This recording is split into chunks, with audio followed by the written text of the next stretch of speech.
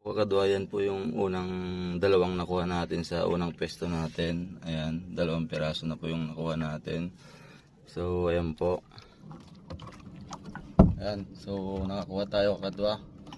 Medyo maliit lang nga.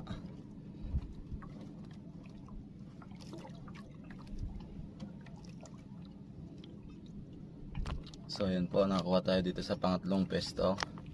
At susubukan pa natin baka sakaling may kasama pa tong nakuha natin.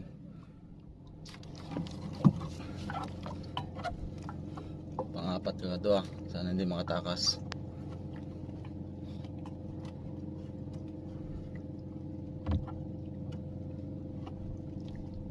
Yun, pang-apat.